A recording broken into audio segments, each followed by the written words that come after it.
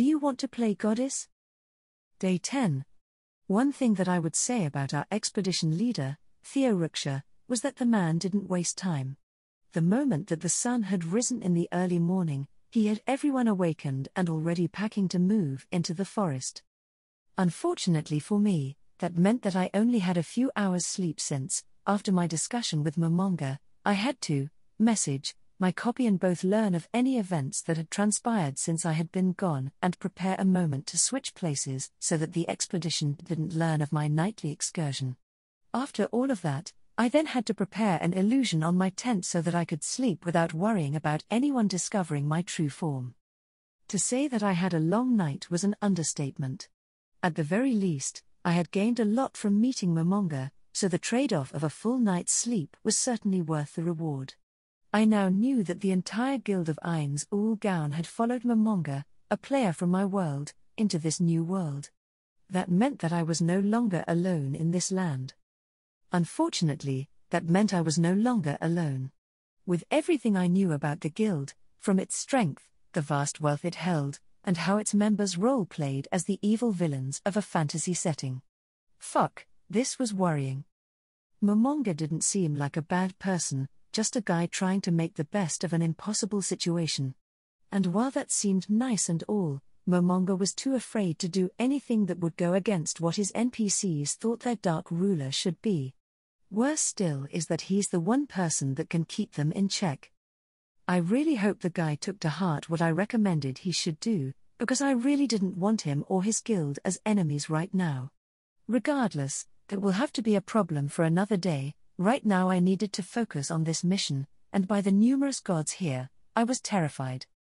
My copy had told me how she had taken care of any possible issues that might arise from arriving at the stone tree I had created next to the Green Claw tribe. What didn't alleviate any of my worries was that my copy hadn't told me how she had taken care of it, just that it would be a surprise which could mean any number of things. None of which meant anything good for me. Currently, my traveling party was deep into the woods. Our group was organized around the protection of the mages, so Andra and Cassius were placed on the left and right side of the group of mages. Andra was set in the rear guard while the resident Shy Ranger, Loa, trailed behind to deal with anyone tailing us. Kanan took point with our guide, Mercia, in the front of the group.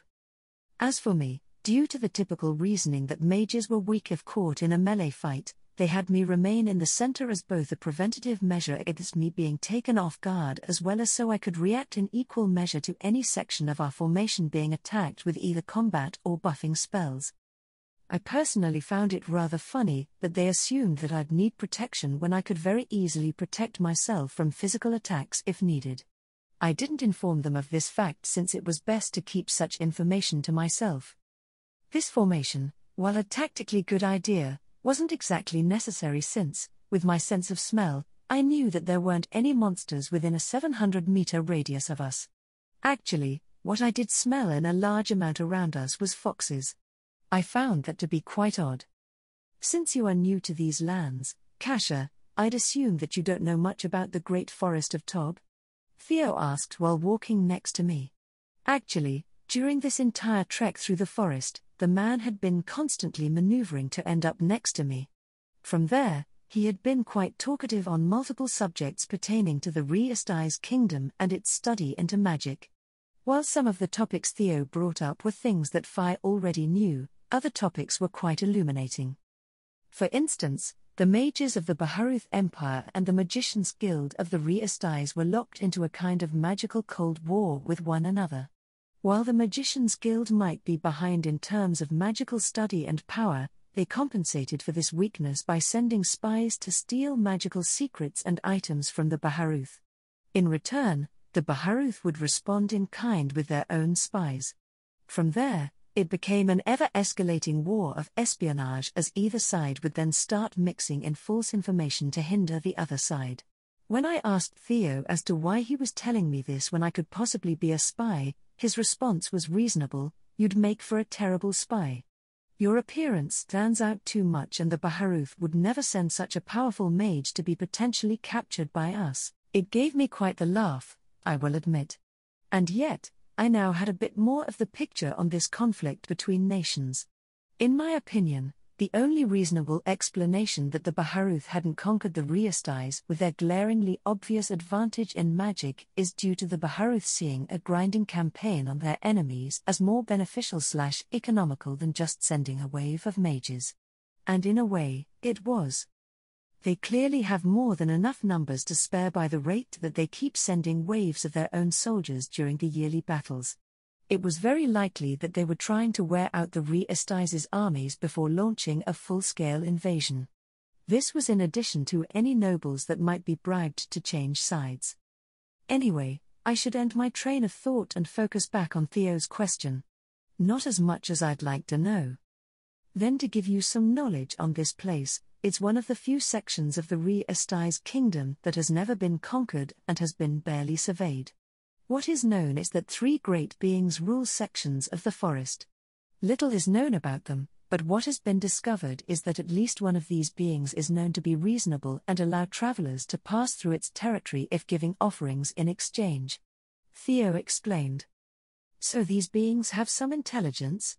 I asked while acting surprised, like I didn't already know about this. Indeed.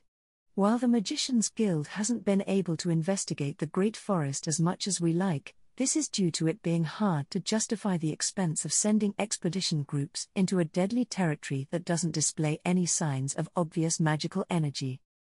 And that's what leads to our expedition right now to reach the Great Lake. I remarked. That's right, Theo said with an excited glimmer in his eyes. Now, we have a justification to travel here and discover what great magic could have possibly conjured such a massive structure. And with it, a possible way to end our ongoing war with the Baharuth. I couldn't help but be surprised that Theo's goal was a lot more, well, I guess you could call it altruistic.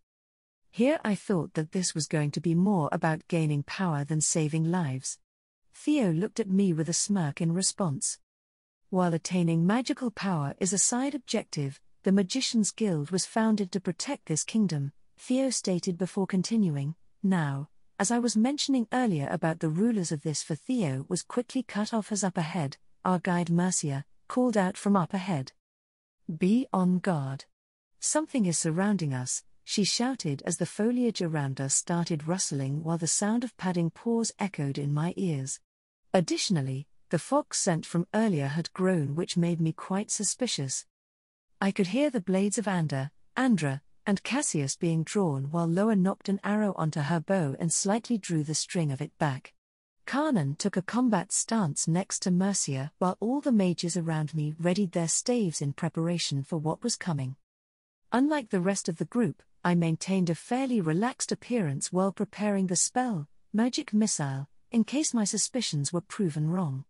The growing scent of adrenaline and fear wafted off my party in waves as the rustling reached a fevered pitch until, all at once, it stopped and left us in an unusual silence. Then, in front of Karnan and Mercia, a silver fox with 2 tails trotted out from between the trees. The moment the fox revealed itself, Loa fired off an arrow at the fox that was about to hit it until, at the last moment, one of its tails snaked out and caught the arrow just an inch from its eye.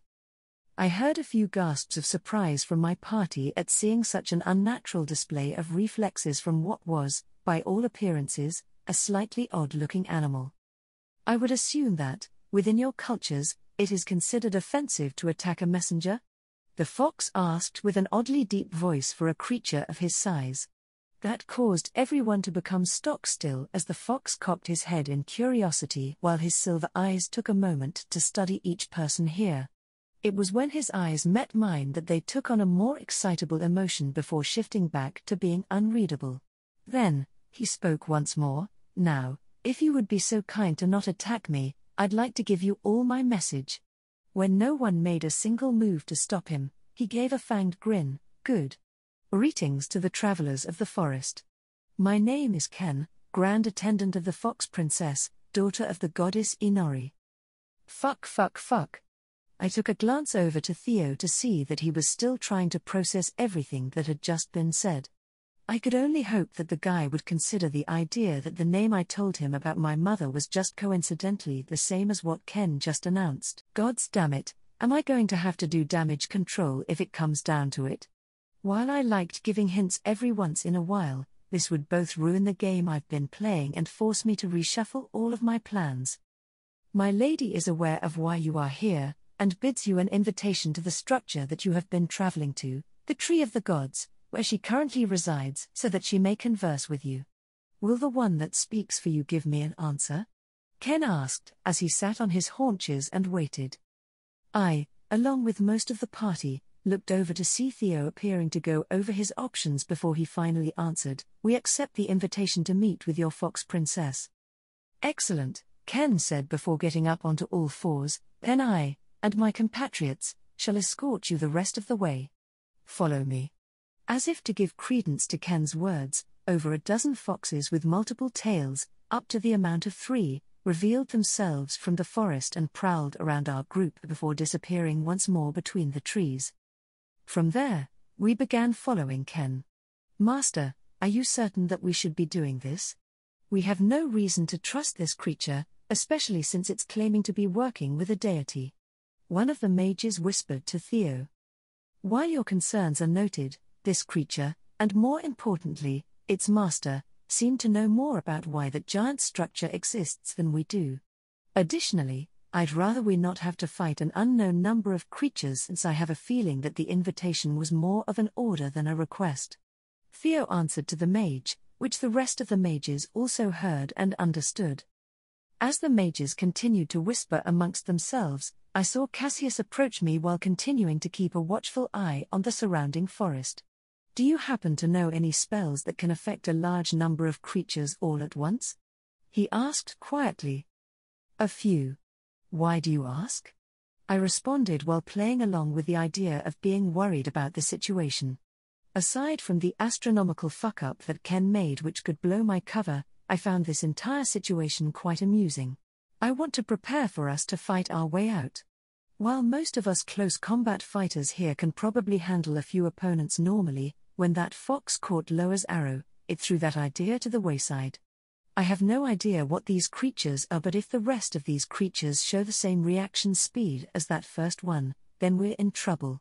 In my experience, it's harder to block a spell than it is to block a sword. Cassius answered. "Aside from one of my area of effect spells, have you created any other steps to this plan of fighting our way out? I'm quite certain that most of us adventurers that were hired don't have experience working with one another, which would hinder any improvised assaults," I asked. It was after this question that Cassius seemed to suddenly lose all form emotion and luster. In a way, it seemed like his eyes were almost dead. While unwanted, during an improvised assault, we can afford to leave behind a few mages and adventurers to keep the attention of these creatures. The only person of any importance that we need to protect is Guildmaster Theo. The rest are more than likely to slow us down. Cassius answered without a hint of remorse. Any opinion I may have had for the man immediately went out the window when he said this. "And why tell me any of this plan?" I said while keeping my voice as level as possible. "You're strong. Otherwise you wouldn't have already received a promotion or have been personally requested for this mission.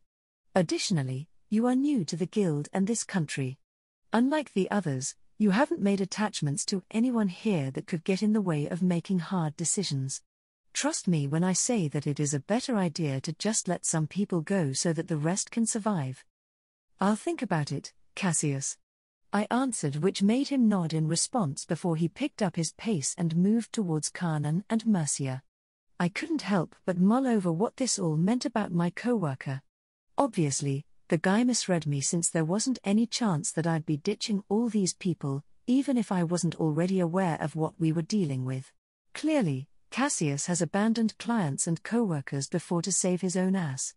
It also meant that I couldn't trust that he wouldn't fuck us over when we'd least expect it. Now, I couldn't help but wonder how many times he's done this before. Food for thought, though I may end up letting it slip to Einsack that one of the guild members is a treacherous little weasel.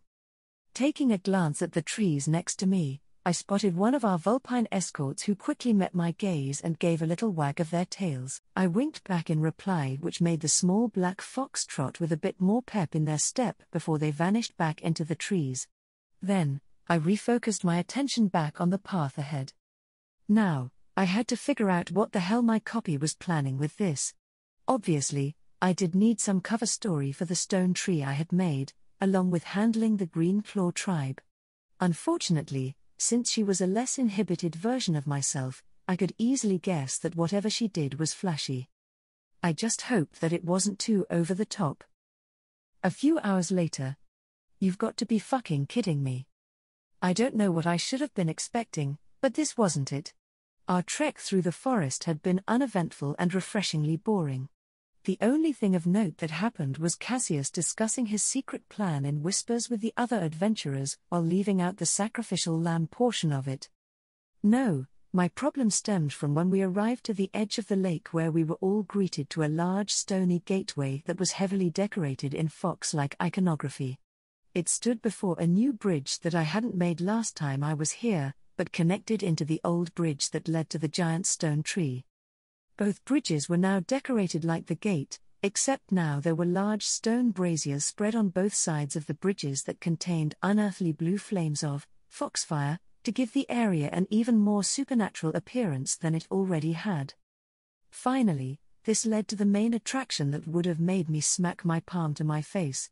There was a giant goddamn palace at the foot of the tree that looked like a European and Japanese castle has a bastard baby with one another. The thing was a large fortress that looked like it was made of gold, with multiple spires, large statues of foxes with 9 tails that were visible from across the lake, and roofing of what looked like layered tiles of crimson clay, though I'd bet it was some other substance that I couldn't name. Why did my copy have to go stupid ridiculous? I mean, the tree that I made with my own actions was one thing, namely, to impress the Green Claw tribe and gain their cooperation. Did I think it would lead to the local Magicians Guild branch finding out and investigating? Definitely not, which is my fault for not thinking ahead. But this? There's just no way to spin this off as some random act of God when said God decided to make a golden palace in the middle of it. By the gods. I heard Mercia mutter.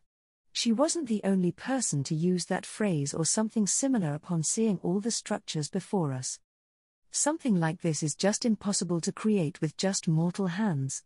Even with mages aiding in construction, this would take years to make the gate and bridges. That isn't even taking into account the palace at the end of it.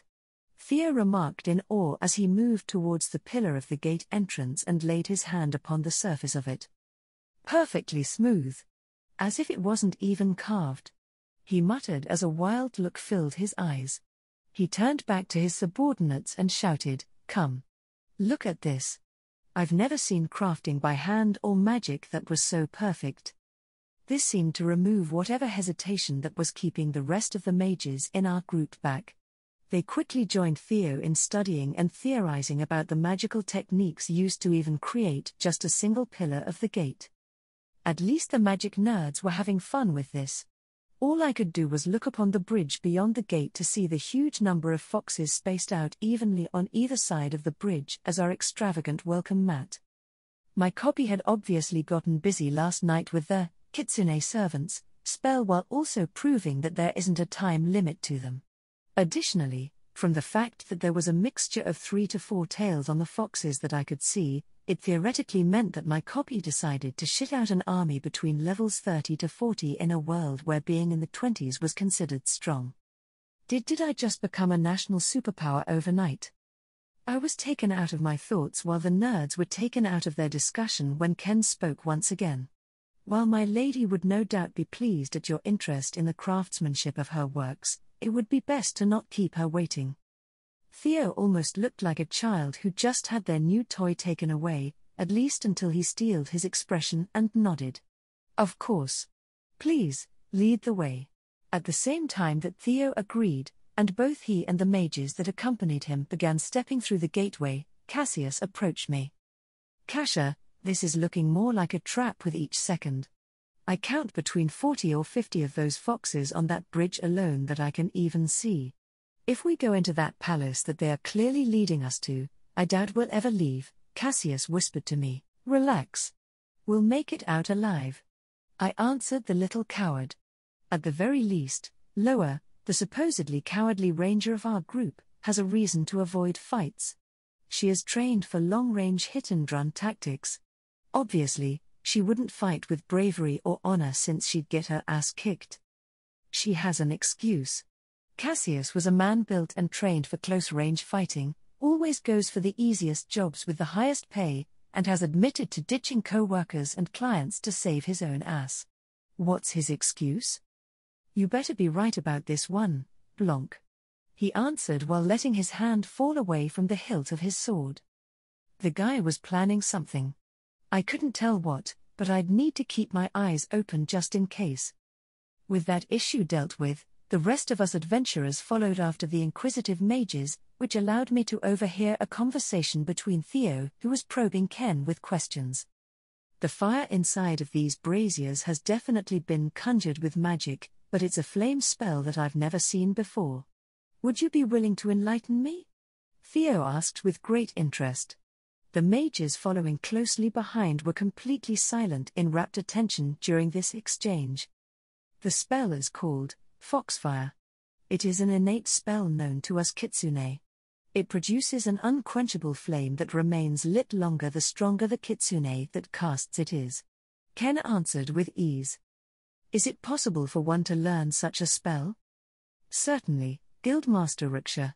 There are those worthy few who have been granted the knowledge in the past, but that is always with permission from either Lady Inori or her daughters.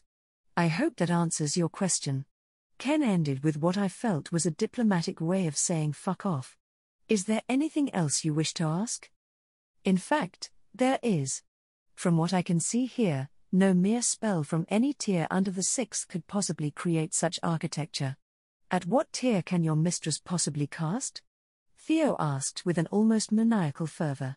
The princess can cast super tier spells. It's what she used to create the structures you see before you, Ken stated. Super tier? Ken gave Theo a curious glance before responding, the ultimate spells beyond the 10th tier. While doubtful that you could cast them, I was under the belief that, as mages who have devoted themselves to the study of magic, you would know what they are. But this proves that there are tiers above the fabled 8th tier. 3 entire tiers that go beyond the stories of myths and legends that have been spoken of for centuries. A kingdom that could cast such a spell could create an empire the likes of which this world has never seen, Theo said with a frenzy. Sir Ken, one of the mages following Theo spoke up, if why your lady has such power, why hasn't she tried to conquer not just the Riastais, but any kingdom nearby? Great, now someone was bringing world domination to the table. Running an entire settlement of mixed-race inhabitants was already enough work which I was trying to figure out. Running an entire nation, or worse, multiple nations, would be a bureaucratic nightmare. I cannot speak for what my lady may choose to do in the future. What I know for now is that it is not in my lady's nature to conquer without reason. Anything else I could say would only be rumor or worse, slander, to her name. That seemed to answer the mage's question, that or he was just too fearful to ask anything else. Yet, while the mages who followed Theo seemed quite cowed, said Guildmaster slowly gained a disturbingly creepy grin. Aside from Foxfire, which your lady likely wouldn't just teach to anyone, is there any spell that she would be willing to give us knowledge about? It would be dishonorable of me to make promises in the place of my lady. You will have to bring your request to her if you wish to see it answered. I see, Theo said with acceptance, even if his expression said otherwise. On a different subject, you mentioned how your fox princess is the daughter of a goddess, Inori.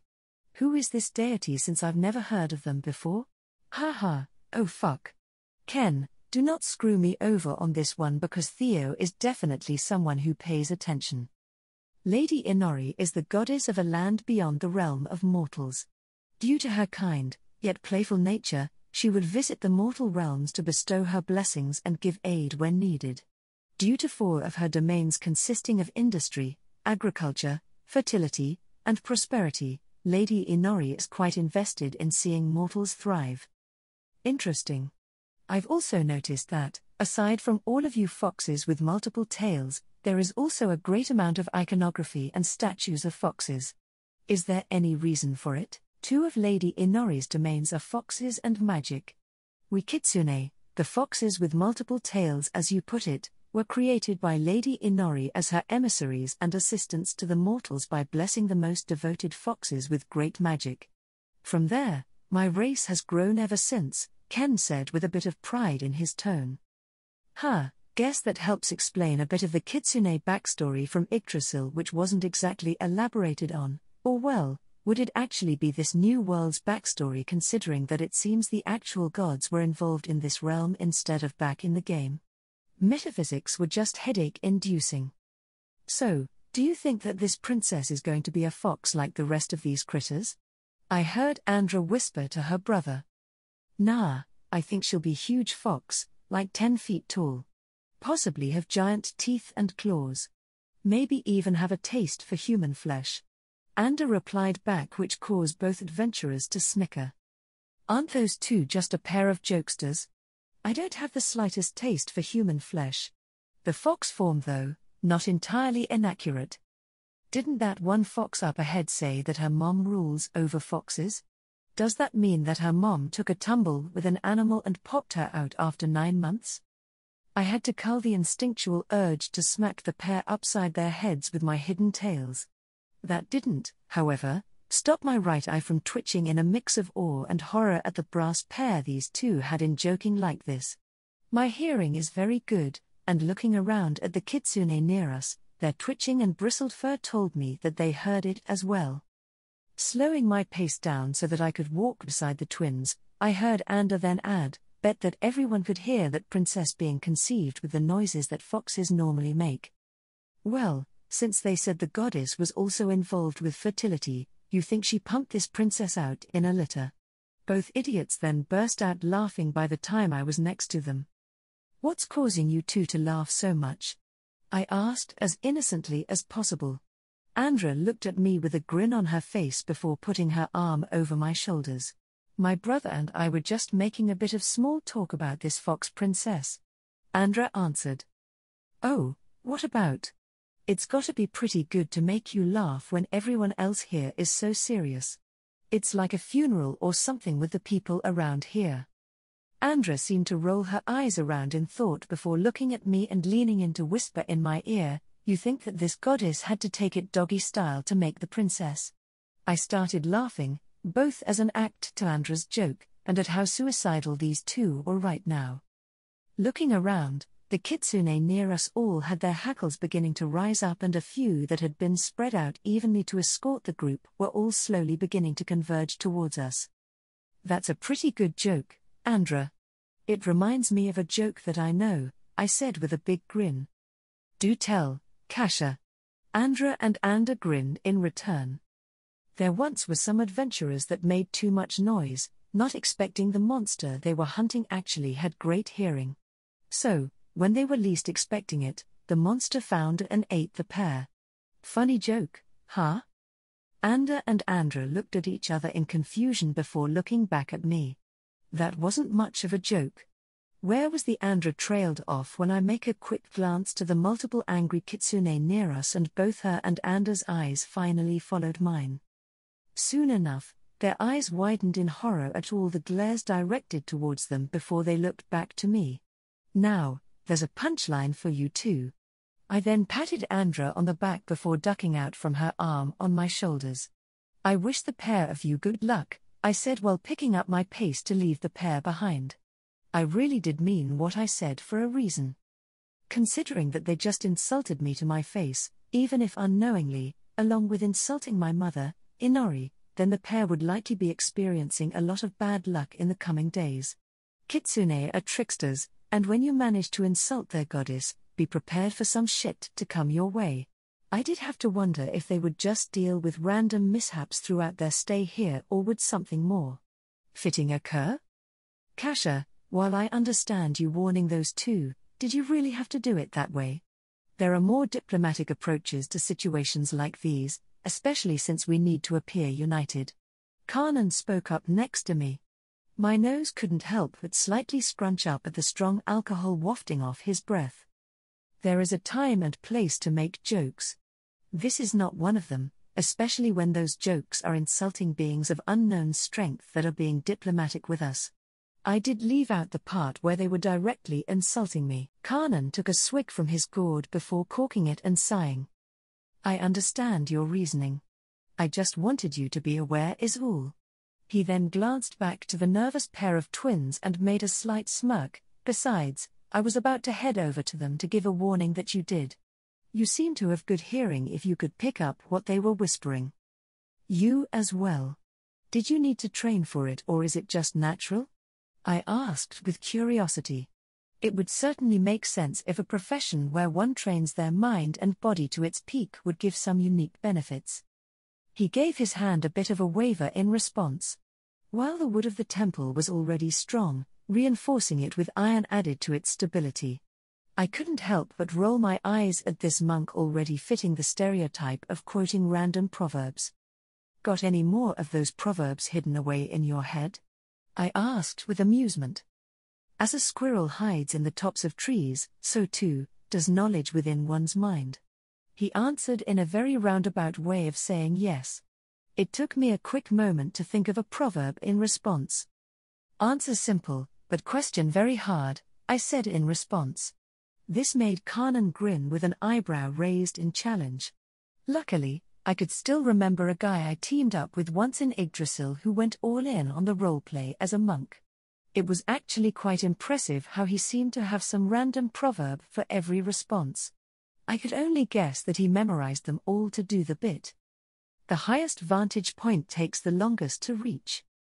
If you seek nothing, then you will surely find it. I answered in response. Yet the journey can give more wisdom than the ending.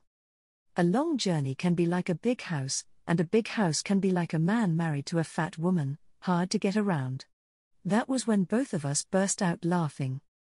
I concede this round to you, since I don't have any proverbs at the moment which can overcome something as unique as that, Kanan stated after he managed to catch his breath. Do all monks just learn proverbs to get away with saying the most ridiculous things? Isn't that the beauty of it, Kasha? There are certainly some proverbs that are useful for a situation at hand. And then, there are the proverbs that allow me escape unwanted conversations because the one I speak to is too confused. That, or I just use them to mess with people. Taking another swig from his gourd, he continued, an added bonus, they can keep one's mind sharp if made up on the spot while also appearing to sound like wisdom. At least you admit it. Do you monks just keep a book of proverbs to pass down to your disciples? Less of a book and more of my master continually beating me in spars while drilling her proverbs into my head. Kanan, all the speed of wind cannot overcome the sturdy mountain. Then she'd slam me into the ground. If there was anything of her training that stuck with me, it was her random verbal wordplay. Sounds like a deadly verbal debate. He nodded in response. It certainly was. Yet, I wouldn't trade that time I spent learning from her for all the drink in the world. Gaining strength is never easy, but my master had a great skill in teaching, even if her teaching sounded more like the rambling of a senile grandmother than the grandmaster of our temple. He trailed off as his eyes took on a glassy look, then with grimace, his expression changed back to his smiling appearance from before. He took a glance over, I followed his gaze to Mercia who was waving him over. He then looked back to me. Seems like duty calls. I hope to have another round of verbal sparring with you in the future. Hopefully, this old monk can come up with a few proverbs to fit your more interesting nature. Really, you're old?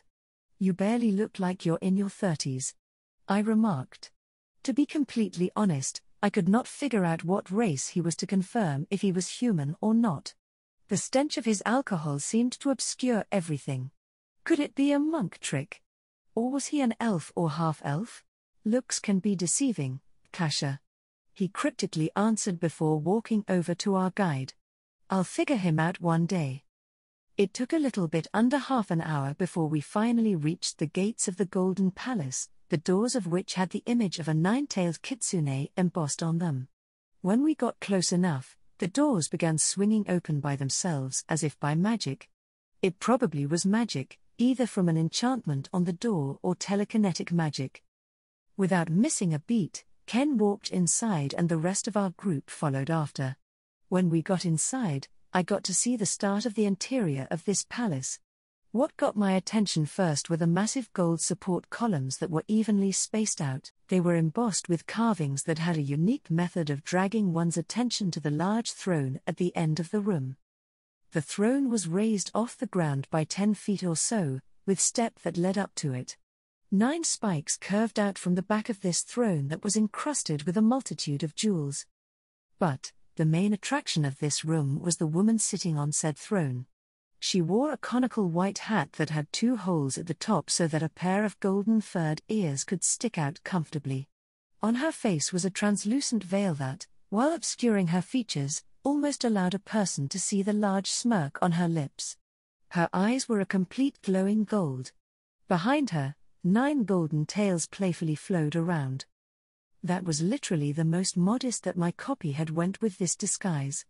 The rest of her outfit was a stark white, and may have been slightly similar to mine if not for the fact that her dress showed even more skin than mine, enough so to be embarrassing in public.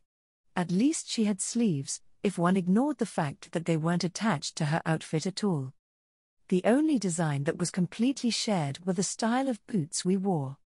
I could already guess that she specifically chose her outfit to fuck with me. And, glancing over to the males and some of the females of our expedition group and how they were reacting, I was going to be completely humiliated on the walk back to Erantle. I was halfway tempted to just end this farce and go with a plan B of erasing everyone's minds and working from there. But I couldn't.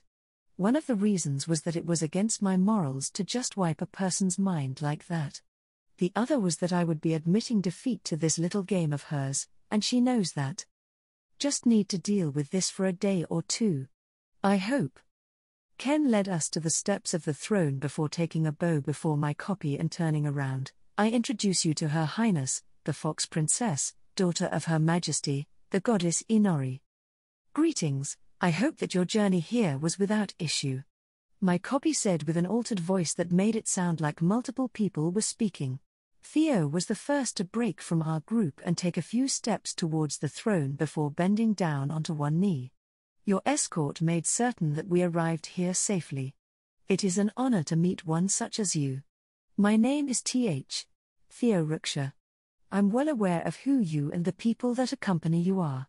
I also know of why you are here. But I would like to hear it directly from you. My copy while crossing her legs and resting her head in her hand. We came here learn of the power that created the giant stone tree that is called the Tree of Gods. Theo answered. Oh, come now, Theo. You're among friends here. Tell me the real reason that you came here, and not just one of your many subordinates. My copy asked playfully. Theo seemed to freeze as his gaze met the glowing gold of my copies. I came here because I wanted to learn this magic myself. I came for the sake of knowledge. Strengthening my kingdom is a secondary outcome from gaining more knowledge about magic, Theo said with open honesty, and from the lack of reaction from most of the mages that came with the man, they either already knew this or shared the same mentality. The one mage that had an expression of surprise was Mercia. I can't help but wonder what that woman must be thinking right now about her guildmaster. Would she try to take this knowledge to a higher authority or would she remain silent? Was that so hard? I appreciate when people approach me with honesty. And your reasoning is so very interesting. Most other men in your position might want wealth, power, fame, or pleasurable company. But you? You just want to know. How interesting. My copy said with a laugh. Theo looked taken aback and worried at this response. Fox Princess, I hope that what I said hasn't offended you. No, it hasn't. It's just been a while since I've encountered something so amusing. She answered, I could perhaps give you what it is you seek. But let me ask you, what is it that you'd be willing to give me in exchange? Without hesitation, Theo replied, anything that is within my power to grant. Daring, aren't we? You haven't even heard my request before handing me the keys to the kingdom as it were. One of her fingers started tapping on the armrest of the throne in thought, the noise of which managed to echo throughout the room. She was definitely using an illusion spell to be more dramatic. I don't need gold since I can make it myself. I already have great power while fame can be earned easily enough with said power. And sadly, most of you aren't the pleasurable company that I'm interested in. She said this while flicking her eyes on me, making me want to sigh in annoyance. So, how about I answer your request with the same? Give me knowledge in exchange. If we were to give you knowledge that countless mages of my guild have tirelessly worked to create and collect, what spell would give us in trade? While the knowledge we have can certainly be considered the pinnacle of our research, how can it possibly compare to the divine knowledge that you might have? The trade wouldn't be balanced in your favor at all. Theo did have a point. Considering the way that he and his mages reacted to the knowledge that spells beyond the 8th tier existed, I'd assume that their, at best guess, 7th tier spells would be horrifically weak in comparison to an Yggdrasil 7th tier spell. But, unknown to Theo and the others, I could already guess what my copy was trying to do. She likely was trying to add to my spell list whatever simple spells that this new world had, while also measuring the strength of whatever the re-estais could cast as stronger spells. It would also allow me to test if it was possible to naturally add a spell to my spell list if I were to learn it normally. I hope so, since it would be nice to gain a few of the useful utility spells that I remember Nina talking about. Spells that could clean me or my clothes in an instant. Count me in on that. I am my mother's daughter, Theoruksha. I have a vested interest in seeing the growth and prosperity of others. Granting some knowledge of the spells I know helps to facilitate this growth. Not that I expect many, if any, other mages within your kingdom to even have the ability to cast the spells I know. At best, what I hope may happen is that this knowledge I might give you would allow for your mages to gain ideas and inspiration for the creation of new spellcraft. My copy stated. I see. While I am completely willing to trade our spell knowledge with you, I would hope that it's not too much to ask if you would be willing to wait for my organization discuss this amongst ourselves. Most of our greater magical knowledge is kept locked and secured within the main guild base in the capital city, re-estais. In order to even take such knowledge out, it requires the authorization of 2 guildmasters. I understand. No doubt, you'd also need a good enough reason or proof to allow this knowledge to be taken out. How about I give you a rare gift, free of charge, to assist in this? With a snap of her fingers, a glass flask appeared floating in front of her. She then uncorked it, and with one of her sharp fingernails, she made a cut on her hand that began bleeding gold. I was actually thrown for a loop with that one, since I didn't expect that the color of my blood would be any different from the red that I was used to. Then again, I hadn't been injured since I got to this world, so I wouldn't have noticed until something like this happened. My copy then let multiple drops of this golden blood fall into the flask before her body naturally healed the damage. Then she corked the flask once more and had it float down from her throne and into Theo's shaking hands. At the same time, a kitsune appeared next to her on the throne and began licking her hand clean before disappearing. What the hell was she trying now? My body and blood are infused with magic in a concentration beyond your comprehension. That flask will be all the proof you need. I hope that you don't waste my gift to you, because such a thing is rarely given. Of course. This gift of yours will be more than enough to convince my superior of your existence and generosity. I can feel the magic coursing within this blood like one of the ancient artifacts discovered of the 8 Greed Kings. Theo answered with excitement as he gazed longingly at the flask in his hands. Thank God that one of the rings I wore hid my magic power. I bet my cover would have been immediately blown otherwise when we shook hands. And 8 Greed Kings? That is something to look into. I'm glad you like it. I believe that will be all for today, unless anyone else has any questions or requests for me. For a few moments, no one said anything or made a move until Mercia was the one to finally break the silence. Why have you come here? I believe in the gods like others, but the last time that divine beings interacted with mortals was 200 years ago by the evil deities that spread chaos and death until the 13 heroes put a stop to them. What Mercia was quickly cut off by the Theo interrupting her. Mage Mercia, are you insane? Do you even know what you're implying right now? Theo asked with worry as he glanced at my copy on her throne. She hasn't asked anything offensive, Theo. Mercia is just one of the few here that's brave enough to voice her thoughts. My copy then flicked her gaze on Mercia, causing the woman to involuntarily shiver while her heart beat like a drum loudly enough for me to hear it. I traveled here by pure chance. Yet, even with it being pure chance for my arrival here, I felt the urge to remain here and help those deserving of it. You may not see it, but I have been quite busy since before you arrived here. And what have you been doing since we came here? Now that is a fun secret. Maybe I might tell you, or, perhaps, I'll let you discover it on your own. Until then, I believe that this meeting is over. As a show of my hospitality, I'll allow all of you to rest here for the night before you leave tomorrow. Ken will show you all to the guest rooms, said Kitsune, quickly got off his haunches and marched past us all. Before we could get fully ready to leave, my copy had one last thing to say. Andra and Ander, said twins froze with absolute fear as their names were called. Before you go, I will tell you that I do not have a taste for human flesh as you so eloquently put it. I appreciate jokes like any other, but I will give you one warning. My copy said in a friendly tone before it turned to ice, mention my mother like you both did again and I will personally make sure you both have an intimate fox living experience, litter and all. Sleep well you two. I could barely hold in my laughter at how the twins looked like they were about to shit bricks. The pair would probably think twice before making wisecracks like they did, but if they didn't, I'm certain that a kitsune or two would be happy to remind them.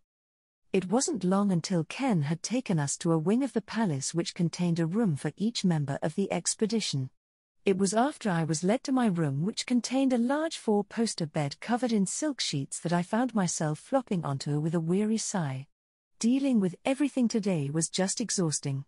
I was going to need to work around interacting with the Re-Estais government in the coming future, considering how closely the Magicians Guild was connected to it.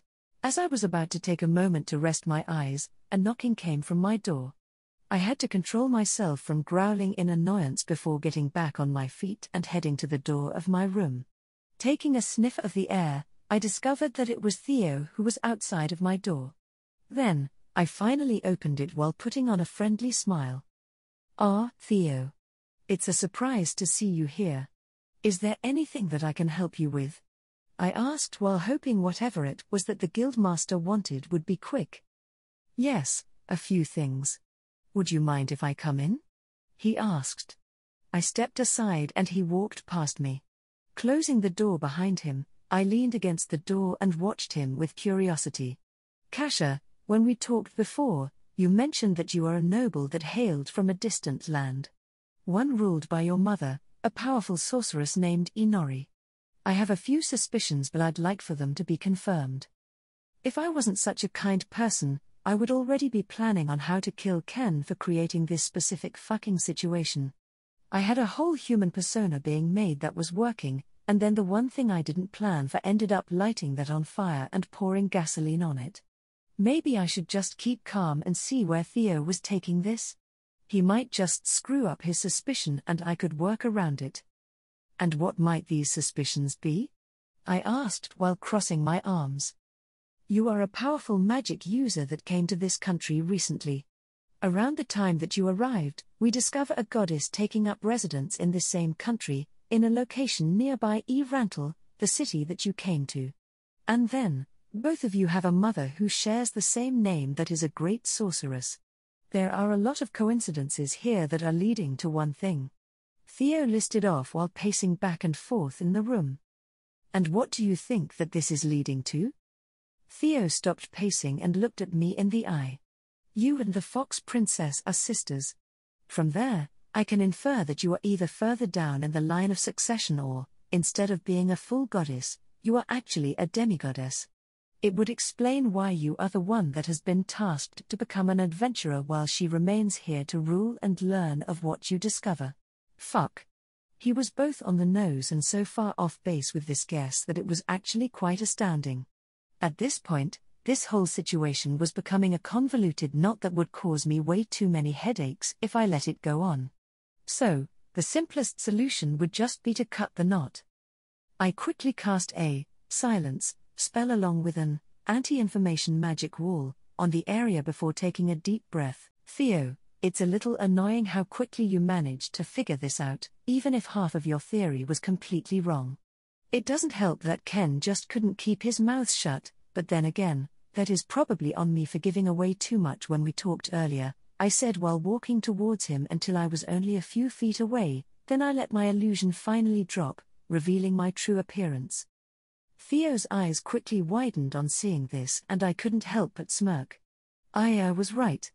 Theo muttered. As I said before, half right. I don't have a sister taking up residence in this country. There has only ever been one fox princess, and that would be me. You, along with everyone else, have been interacting with a copy of myself that I made to aid in my cover, I stated while walking until I was right in front of him. Why even do any of this? Why pretend to be human when you could do so much more? I put a finger under his chin in a bit of an intimidation tactic. While I wasn't going to kill the guy, I was very much annoyed about him figuring me out. Might as well scare him a little. Because, why not? I said while patting him on the cheek and removing my hand. I have a lot of reasons to keep playing as a human. One reason of which is that I enjoy the adventuring group that I'm part of. I like interacting with the cute little student of mine who I tease so much. There are a lot of reasons. Just like I have to wonder the reason as to why you decided to confront me, an unknown being with possibly godlike power, and reveal my identity. I could easily decide to deal with you in any number of ways that no one would ever find out about. Yet, I'm still here. That means that it is either not in your nature to just get rid of me like that, or you find it more amusing to keep me alive and whole. He answered with a lot of courage for a man speaking to a divine entity. I had to give him props for it at least. Gambling with your life like this is not something that most would do lightly. So, tell me, for what reason are you here? I am a seeker of knowledge. Magic has been my whole life, and I couldn't see myself doing anything else. Even though my allegiance is pledged to this kingdom, the study of magic is what I'm truly devoted to. He then went down on one knee, and I was almost worried that he was about to propose to me. If you were to take me under your tutelage, then my life and service are yours. Oh, I get it now. The reason he came to me was for the chance at a private audience with what he thought was my sister by going through me without it being suspicious. I can only guess that this has been his whole plan from the beginning when he learned that there was a divine being that could utterly break this world's perception of magic after figuring out what he thought was our connection with one another. On one hand, I have a political figure of some authority in my pocket. The only downside of this would be that I'd have another person who I'd need to keep my attention on. Weighing the options, the guy was smart enough to pick up on the clues about who I am, so he could at least pay attention and infer things easily enough. I could use that for future plans of this kingdom, especially because he might be able to get me more information on these 8-fingers fuckers. I had been prying information from Lubelina for the past few days about the operations of those monsters, aside from stacks of parchment I collected from her former place of business, and while that information was very enlightening, it was mostly limited to one facet of the organization. If I didn't immediately strike on all sides of their business all at once, then they'd just go underground and wait for interest on them to die down. Theo, as someone with some political weight behind him, had a good chance of fishing for information without attracting that much attention, at least if he was smart about it. That would help with building up a greater web that would allow me to find more of their people. And then, when the time was right, I'd show them a good reason for why they made the biggest mistake of their lives.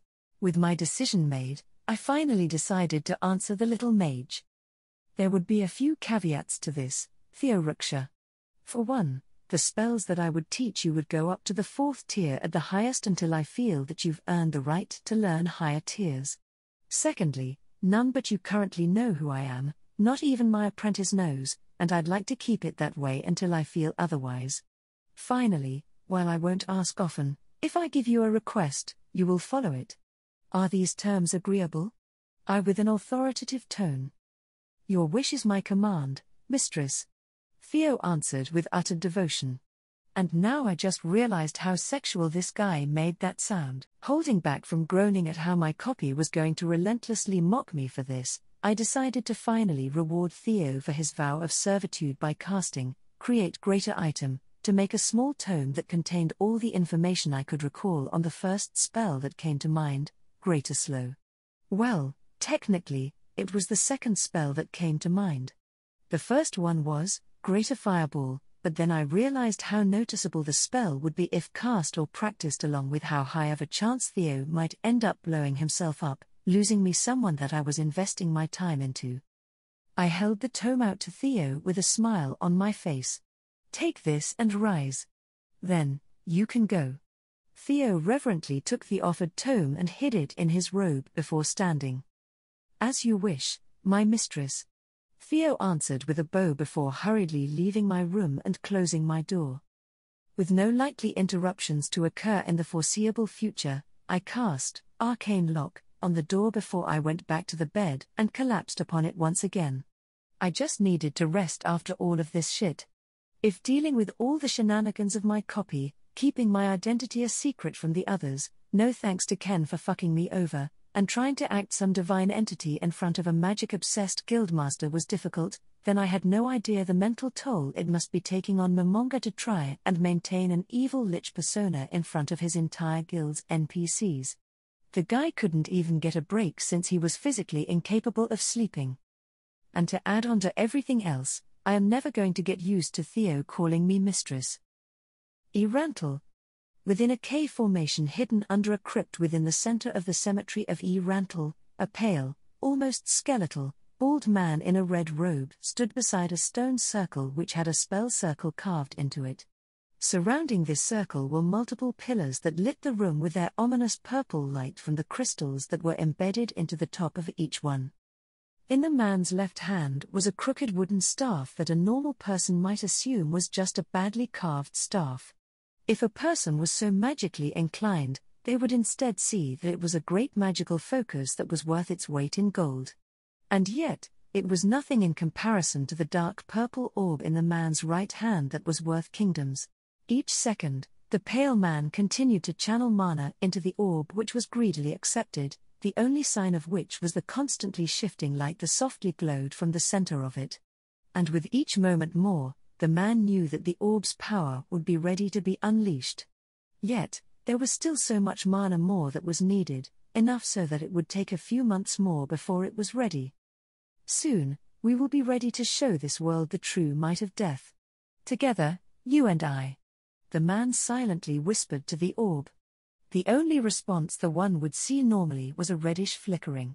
The man seemed to smile in delight at this, at least until he heard the telltale sound of stone sliding against stone as the secret passage to this lair was opened. The man hid behind a large rock formation and waited for whatever impudent soul decided to wander into this place. It didn't take long for the sound of boots to echo throughout the cave as the person went down the steps. Just before the man readied himself to cast a death spell, a female voice echoed out. "Kajji, I need to talk to you, old man. Are you in here?" The annoying sing-song voice of a very familiar person made the man step out from behind the rock formation and got to see the form of a young blonde woman with a pretty face that was stretched into a cat-like grin. She wore a cloak that obscured her body except for the hint of multiple differently colored plates of metal. "Insolent child, I told you to stop calling me that. It disrespects me along with the great name of Zuranorn. Now tell me, why have you come here?" The man, whose true name was Kojit, asked in annoyance. The woman's smile seemed to grow even wider as she pulled out a delicate-looking crown made of multiple gold threads that intersected one another. At each of these intersections, multiple small jewels were woven into the thread, while at the center of this crown sat a large black jewel. Without care for how valuable this crown was, she began spinning it on her finger. "I thought you might be interested in this," she responded. "My God, that is one of the treasures of the slain theocracy," Kojit said in complete shock. "How did you possibly acquire it? It is supposed to be kept in possession of the shaman princess at all times." Well, I felt that the girl who was wearing it didn't really need it anymore. So, I decided to take it. She acted so funny after I removed it. The woman answered with sadistic amusement as she stopped spinning the crown on her finger. You realize that the crown of wisdom turns those who wear it into a human magic item. They lose all upper reasoning and become no better than puppets that spew out high-powered magic. Just touching it like you are could have cursed you to such a fate, Khajiit stated, incredulous at how flippant that this woman was treating such an object. I'm still here, so it seems like there isn't an issue. It's not just that, Clementine. You have also possibly dragged the attention of the slain theocracy upon us for an object that only one person in a million can use. It may as well be a piece of junk. Clementine just bounced on her heels with barely a care before answering, that's why I wanted to get your help with something, as a fellow member of the secret society of Zuranon. And what help might that be? The woman stopped bouncing on her heels and turned to look at Khajiit fully before answering, well, Khajiit Dale Badantle, I have heard about a boy with a talent in the city that allows him to use any magic items without issue. I was wondering if this little trinket might work on him. After all, you have been playing around with that silly little rock of yours for so long and need a lot of mana to charge it up. I don't go by Dale any longer, Clementine, Khajiit said in annoyance before thinking on the woman's plan. Still, your idea does have merit. But I doubt that you need my help with kidnapping one boy. What is it that you really want? To see your little plan create as much chaos as possible. You said that you were trying to create a city of the dead from what I've heard. Clementine answered with a giggle. And you would use that chaos to cover your tracks from the black scripture that the slain theocracy would be sending after you. Oh, you know me so well. The woman said while twirling in delight. Now, what do you say? With an ominous smile, Khajiit answered, that sounds like a wonderful trade. Nice jewelry, mine's better. Nina. Day 11. If there was one word that I could use to describe this mission that my friends and I were on, it would be unique. Traveling to Kani village was actually calm. We didn't experience any monster attacks or encounters with bandits. By all accounts, this mission was going perfectly. In fact, I may have even said that this was less of a mission and more of a small vacation that we were getting paid for. During the first night out on the road, I took the chance to practice a few spells, namely, I was trying to imitate the spell that Kasha cast the other day in the cemetery, Jaws of the Earth Dragon. I could see the idea behind the spell, or at least guess the idea. I'd need to push mana into the ground and then form the earth through that mana infusion. While that was the basic idea, what made it complicated was the spell circle formula that would be needed for it.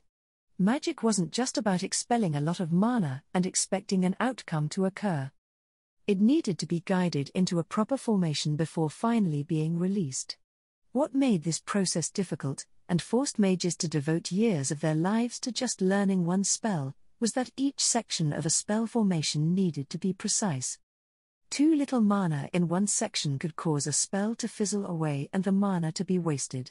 Too much mana, and there was a chance for the spell to overload and backfire on the user. Combine this with the small mana pool that most mages were born with until they became stronger, and most mages would only have an attempt or two at practicing more advanced spells before using up all their mana and then having to rest for the remainder of the day until it recovered. My talent helped me to learn new spells in a few ways. One of these was to give me a sort of warning when I was forming my mana into a spell formation by alerting me of incomplete sections before I would even cast it. From there, it's almost like muscle memory, because I can perfectly recall and replicate the spell formations that I attempted previously.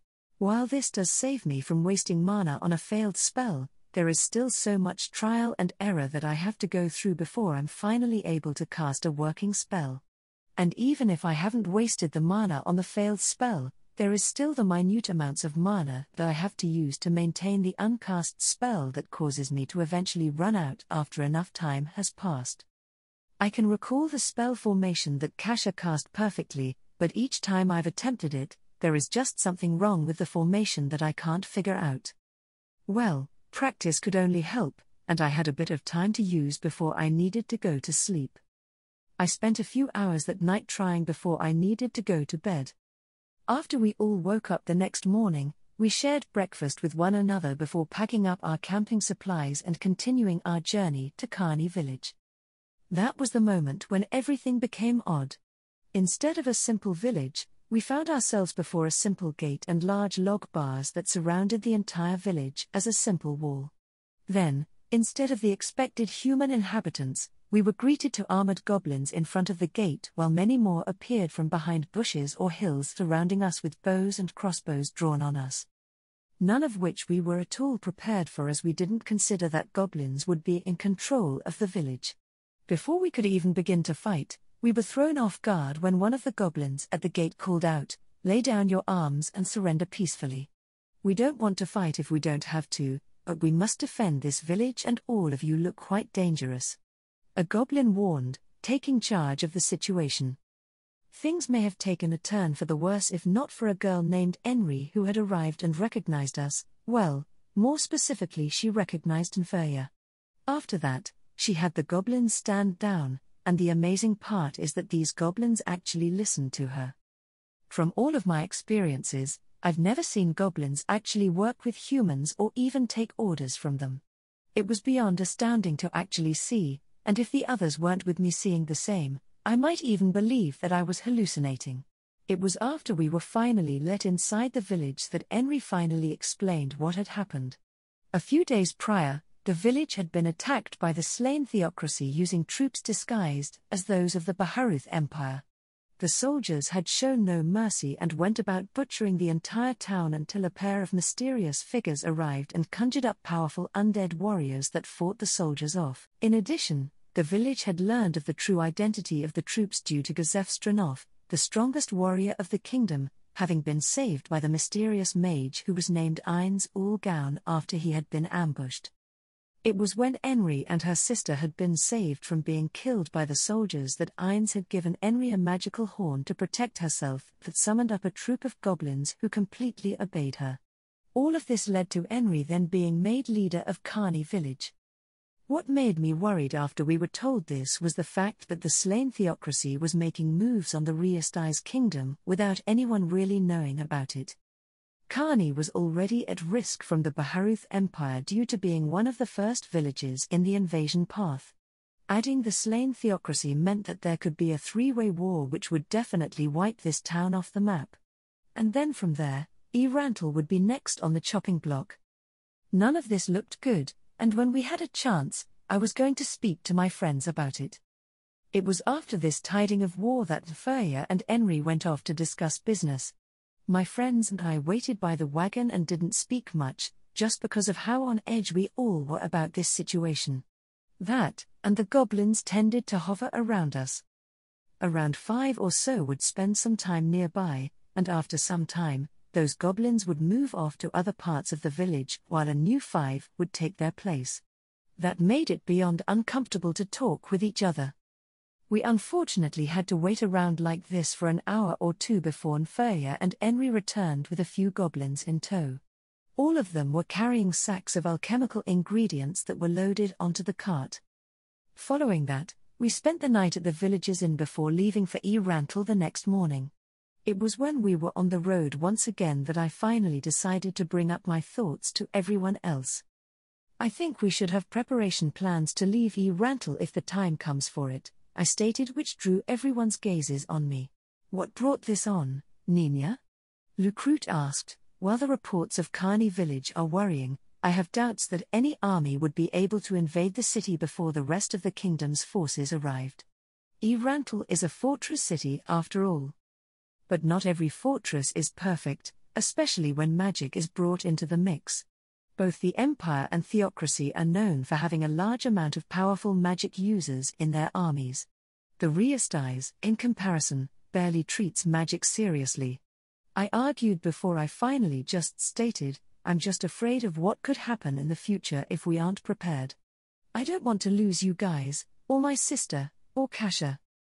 Peter was the first to answer. "While it's not completely likely, there is always the chance that Erantle could come under siege. I can see where you are coming from on this, and, if the others are open for it, we can work on these preparations when we get back to the city." The others nodded in agreement, which gave me a bit of relief. The only one left whose thoughts we haven't heard from yet would be Kasha. Dine remarked. I can already imagine what she'd say. Lucrute replied with a grin before saying, in a badly imitated voice, "That's a good idea.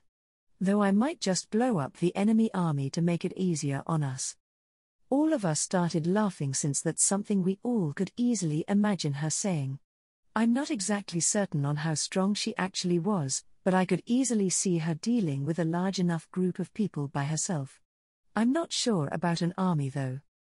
Okay, then we're all agreed, Peter announced before looking over to Nferia driving the cart.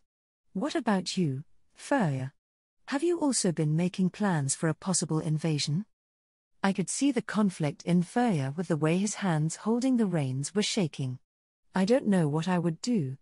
My grandmother's shop is located in Rantle, which makes it very hard for us to even consider moving since it takes money, a large amount of space, and time to set up a pharmacy like we have now. I also have people in Carney village I care about and could not abandon if an invasion occurred. I see. It's easy for us to pick up and leave for an entirely new city since all of us didn't have much tying us down to one spot besides Lucrute and I with his cousin and my sister. And, as adventurers, it's very easy to find work since the Adventurers Guild had branches in many cities within 3 countries to pick from. I felt sorry for Nferia and how both he and the people he cared about were essentially trapped. The most they could do, besides abandoning their lives now for the unknown, was to hope that an invasion would blow over them and that they'd survive the worst of it. It was after this that we ended all talks about possible invasions to avoid stressing out Nferia any more than he already was. The rest of our journey back to Rantle was just as peaceful as the journey to it. I had absolutely no idea why that was. Goblins and ogres were usually plentiful around this area, and most groups that traveled this way would at least have to deal with one band of them. Something was just not right about this. I made sure to let my thoughts be known to the group. You aren't wrong, Nina, Peter agreed. We should have been attacked or at least seen a goblin or ogre for the past few days. It's been putting me on edge. Dine then decided to add his thoughts on the matter. I've seen things like this happen in the wild before. Once, years back, I would get jobs every month or so from a village far up north. They were a village of sheep herders, so they tended to deal with a pack of dire wolves that would come down from the mountains to hunt. Then, they stopped coming for a while. Why is that? I asked. Well, we only found out about a month later when a wyvern laid waste to the village one day and left only a handful of survivors. It had taken up a nest in the mountains and had scared all the other predators it hadn't killed away. Damn. What kind of creature could manage to scare all the goblins and ogres off from this area? Lucrute asked. I don't know, but none of the possibilities can be good. Dine answered before glancing to the tree line of the great forest of Tob. We should report it to the guild when we get back. They'll send some people that are a lot more qualified than we are to investigate, Peter said while also shared Dine's gaze at the tree line. That night left us all a little restless at the thought of what could be hiding in those woods. I also couldn't help but worry about Kasha since she was supposed to be going through the forest for her escort mission. She's probably the strongest person I know, but nobody is invincible, not even her. I could only hope that she'd be safe and unharmed when she got back. The sun was starting to dip in the sky when we finally arrived back in Rantle. Thank the gods that we're finally back, Lucrute said with a grin. I like traveling like the next person, but nothing can really beat the feeling of a nice warm bed from home. I'm just happy that we got back here in one piece. But a hot meal also wouldn't hurt, Dine said with a smirk. Well, I'm up for heading to a tavern after we finish helping Nferia unload if you guys want to join me? Peter asked, which we all agreed to. How about Selly's place? We can even surprise your sister, Nina, since she is probably still working there right now. Lucrute suggested, which I was fully on board with. I really wanted you see Tyre as soon as possible and I was also hungry from all the traveling. Definitely a good idea, Lucrute. I answered. Dine and Peter nodded in agreement. Guess our dinner plans are settled. Let's just complete this job quickly, then, Peter stated before looking over to Nferia. Would you like to join us for dinner as well? The young pharmacist thought about it for a few moments before shrugging his shoulders with a smile. I would be willing to join you. At least, if there isn't too much work that I might need to do at the pharmacy. The others smiled at this and we continued our trek through the city. By the time we reached the rear entrance of the pharmacy, the sun had sunk past the horizon and it was already growing dark. Both Peter and Lucrute's stomachs were already growling at this point, and it didn't help that we still had the sacks to unload along with actually getting to Celica's restaurant. When Freya finally got off the cart and started unlocking the door to the pharmacy, Dine started handing out crates or sacks to each of us before picking up 2 of the sacks and heaving them over his shoulders.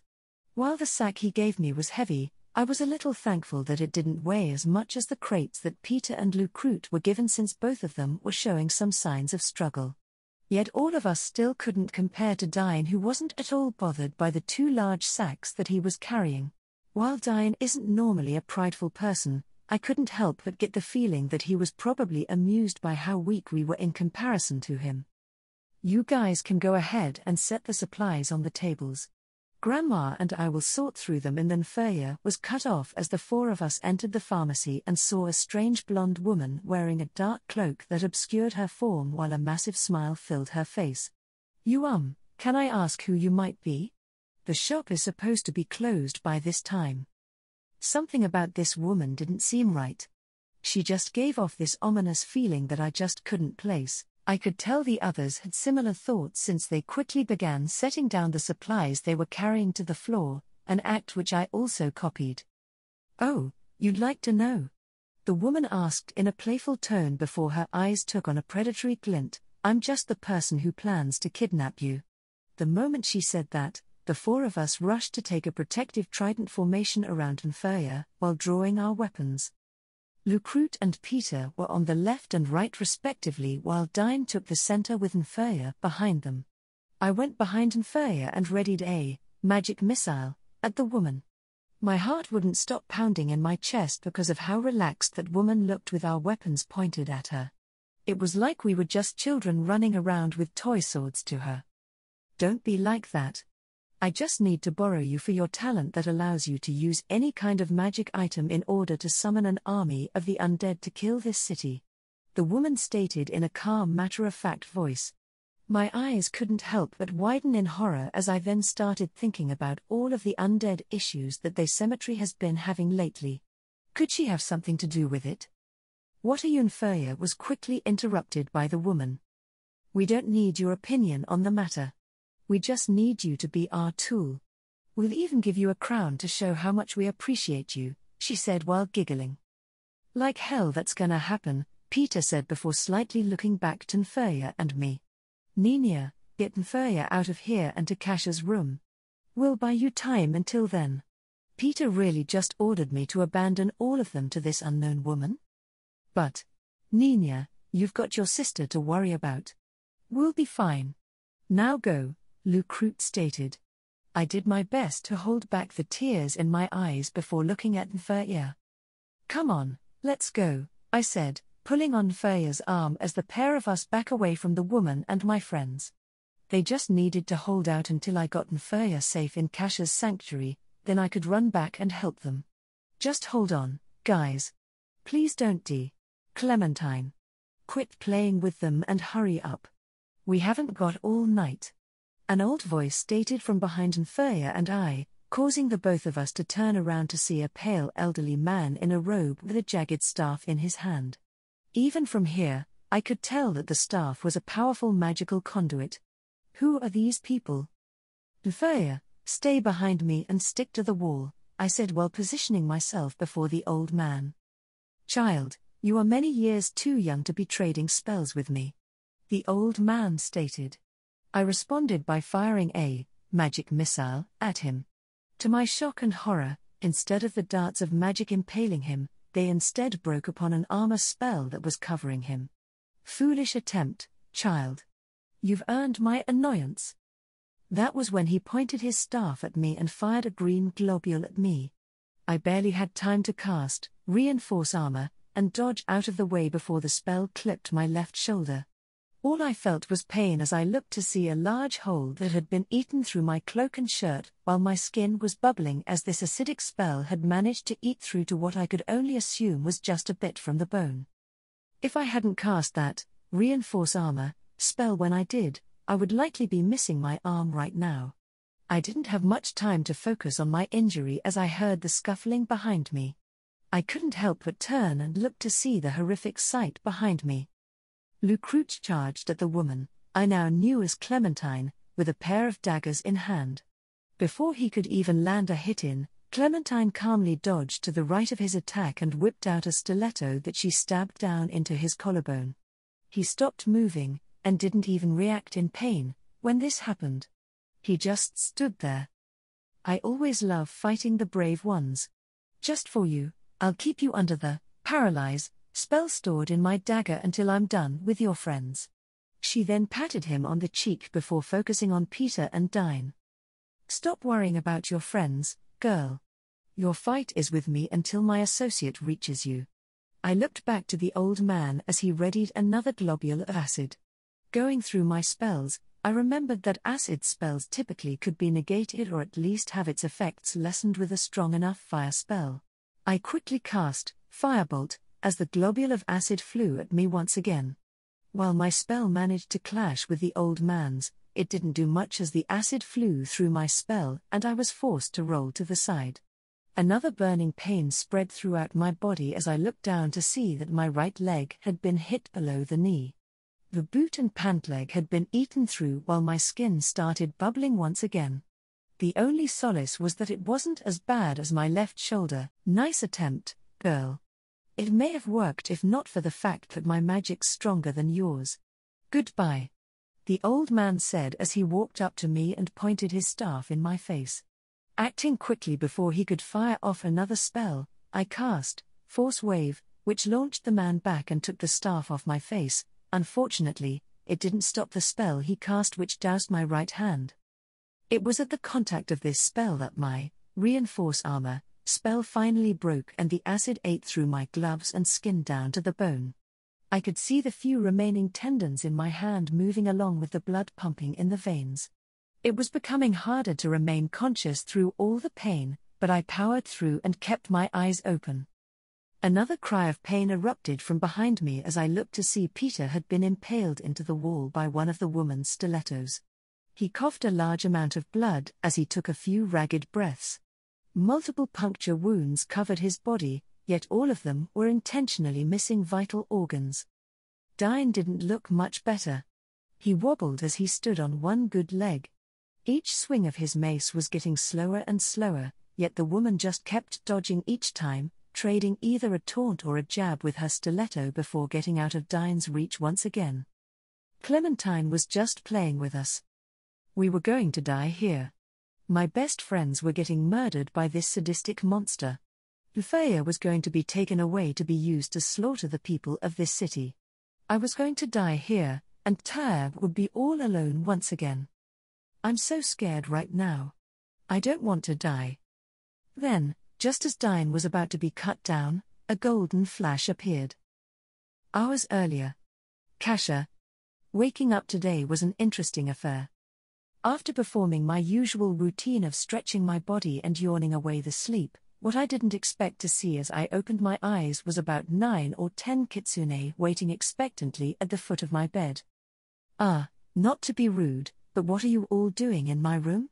I asked while also wondering how they got in here in the first place. I did cast Arcane Lock on the door and I was fairly positive that they didn't know any teleportation spells. That is, unless the AI programming that originally controlled the kitsune in Yggdrasil was just too stupid to actually use said spells. I'd venture to say that was a yes. Your Highness, a kitsune with red fur and 4 tails said with a feminine voice, as your handmaidens, it is our duty to aid you in your daily preparations. Okay, I said a bit warily. To be honest, I'm not exactly used to being pampered. Back on Earth, a luxury that I might get myself once every few months would be a slice of actual animal meat about 2 to 3 inches long. I could never guess where the meat actually came from, just that it was confirmed to not be human. But, by God, It was always delicious and made me feel like one of the rich pricks that could eat it whenever they felt like. It was $150. I don't regret my choices. Excellent, Your Highness. Follow me and I'll lead you to your personal washroom. Wait, this place had a washroom the entire time. Great. I'm so happy to learn about this after I had to teleport to the woods outside the palace last night to take a shit. Either way, I ended up following the red kitsune to a section of large paneled mirrors in the corner of the room. She then used a tail to pull the side open to reveal a room with a tiled floor along with a bathtub and what appeared to be a toilet. I seriously doubted that it had plumbing since I had no idea how the hell plumbing worked, but it was the thought that counted. 2 other kitsune followed the red kitsune and I into the bathroom where they both went to the bathtub. One conjured a basic water spell that I was fairly certain was puddle, while the other cast a creative application of heat into the water until it was steaming. Then, one of the pair tested the water's temperature with a tail until they finally looked at the red kitsune and nodded. She then looked expectantly at me. If you would, Your Highness, please remove your underthings for Chio to take and wash. I didn't know if divine tier items even needed to be washed, but I complied and took off everything but my rings and choker. Those were the few things that I refused to part with. Especially the world item. I then handed the clothes to Chio, the kitsune that cast puddle on the tub and stepped into the warm water before sinking down and letting my tail splay about. This was easily the most comfortable that I've probably been since I came to this world, besides the time I floated on the lake a week back. Actually, now that I think about it, I have to meet with Shaziryu today about his decision on my proposal. Fuck, I'm going to need to decide if I'm the one that should go meet with him, and my copy would take my place with the expedition, or if she should go. If I go, she is going to do something with the expedition party, I just know it. If she goes, she could possibly do something to embarrass me during the negotiations. Though, I would think that she'd actually try to take it seriously, knowing how much we've worked on building up Haven Lake. I quickly cast message to get to the bottom of it. Guess what day it is? I asked. Well, besides entertaining a bunch of mages and adventurers with displays and tales, I barely avoided smacking my forehead from the pun of our divinity. I would assume that it's also the day when you have to talk with our scaly friend, Shaziryu, on what his tribe's decision would be. Well, more like I will talk with him while you do the adventuring thing. Right? She answered. Yeah. And that's what makes me worried. Your whole entertaining managed to punch a hole through my plans because Theo figured things out and I had to do damage control. And that is in addition to you dressing in a way specifically meant to embarrass me. You might not have any inhibitions, but I do, and now I have to deal with the aftermath. Oh, come on, you becoming Theo's mistress in magic is a good thing. It gives you more power and reach than you had before. Besides, you dress like a total slut normally. I just wore what you usually do, just a lot shorter and a bit more skin. She answered, and I knew that she'd be holding that mistress shit of Theo's over me. If you weren't as useful as you are, I'd stop summoning you. Bullshit, you're too narcissistic to not want to hear the sound of your own voice. And, you're too lazy to do all the busy work that I typically do for you on a day-to-day basis. I believe we've had this conversation before, no? She taunted back before adding more seriously, don't worry, I'll stick to the script of what you'd normally do with Shaziryu. He won't even know that it's not you there. Now, just keep enjoying the bath and I'll let you know how everything goes later tonight. With that, the connection for message was ended. How the fuck did she know that I was in the bath right now? Looking down at the rings on my hand, I quickly realized why. I forgot to switch out Shooting Star for the Hidden Existence ring. With the thought, Shooting Star went back into my inventory and Hidden Existence took its place. I guess the almost brain-melting migraine I had after using Shooting Star made me forget. While I already did have some anti-scrying features built into my gear, that ring really helped in making me disappear from all methods of spying. I can only hope that nobody's been watching me for the past few days. Maybe I should just take my copy's advice and enjoy the bath now. Too much stress would just wear me down otherwise. It was some time later when I had finally finished washing up and got dressed once again. I will admit that I felt amazing after that bath. Those kitsune really knew how to get all the kinks out of my tails and shoulders while I was getting cleaned. Before I left my room, I turned to look at the red kitsune. "What's your name, by the way?" I don't think I asked. "I'm honored by such a request, Your Highness. I am called Suki." Suki answered. I gave her a nod before deactivating my lock on the door, along with applying my illusion once again, and stepping out. Outside, I was greeted to Ken, who gave me a slight bow. "Good morning. If you'll follow me, I'll lead you to where the rest of your companions are gathering." I nodded in response and let him lead me back to the throne room where almost everyone was gathered. Kanan was the first to spot me before waving me over. "Greetings, Kasha. Had a good sleep?" the man asked with a smile as he chewed on a piece of dried meat. "Yeah. The bed was extremely comfortable. You?" "Same. I was actually amazed that they let us sleep in beds with silk sheets. Almost makes one feel like a noble." Still, he looked past me and began snickering. "At least we had a better night than those two." I turned around and had to hold back my laughter at the two most recent arrivals.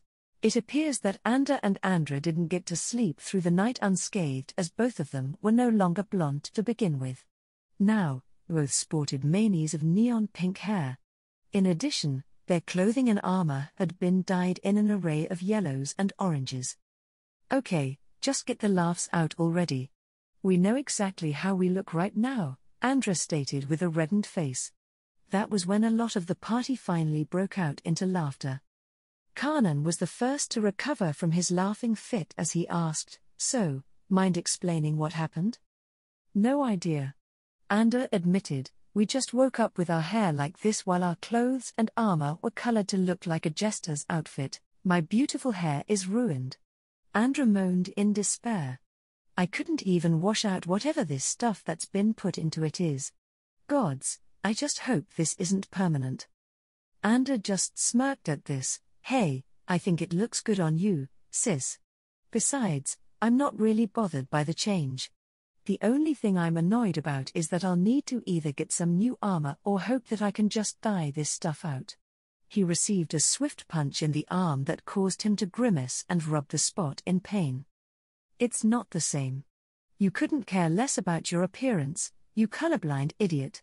My hair is my best feature.